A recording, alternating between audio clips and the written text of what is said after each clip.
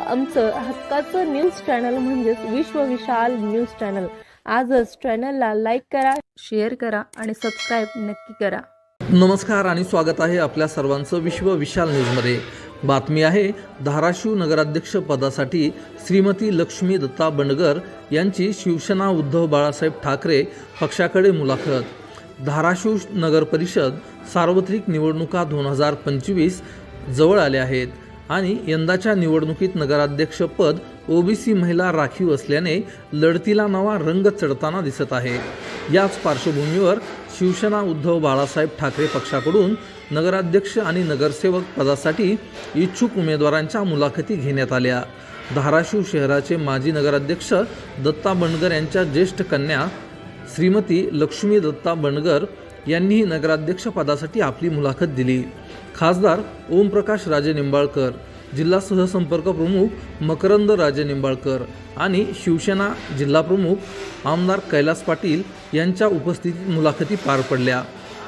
याच मुलाखती दरम्यान शहराचे माजी नगराध्यक्ष दत्ता बंडगर यांच्या ज्येष्ठ कन्या श्रीमती लक्ष्मी दत्ता बंडगर यांनी नगराध्यक्ष पदासाठी मुलाखत दिली। राजकीय, शैक्षणिक, सामाजिक व व्यावसायिक पार्श्वभूमी आहे। लक्ष्मी बंडगर या MA आणि BEd पदवीधर असून शिक्षिका म्हणून त्यांनी अभिनव इंग्लिश स्कूलमध्ये काम केले आहे। शहरातील सांस्कृतिक कार्यक्रमात त्यांचा नेहमीच उल्लेखनीय सहभाग राहिला आहे। महिला बचत गटांची उभारणी, महिलांना आर्थिक बचतीचे महत्त्व पटवून देणे या सामाजिक कार्यामुळे त्या शहरातील महिलांमध्ये लोकप्रिय आहेत। 2020 पासून त्या वडिलोपार्जित बेकरी आणि स्वीट मार्ट व्यवसायात सक्रिय काम पाहत आहेत। याशिवाय 2005 मध्ये त्या रामकृष्ण परमहंस महाविद्यालयात विद्यापीठ प्रतिनिधी म्हणून निवडून आल्या होत्या।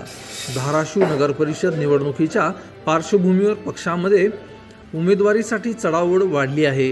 ओबीसी महिला राखीव नगराध्यक्ष पदासाठी लक्ष्मी बंडगर यांना मिळणारा प्रतिसाद आणि शहरभर सुरू असलेली चर्चा आगामी निवडणुकीला अधिक रंग देणारी ठरणार आहे। बातम्या पाहण्यासाठी आपल्या आवडत्या विश्व विशाल न्यूजला सबस्क्राईब करून बेल आयकॉनला नक्की क्लिक करा।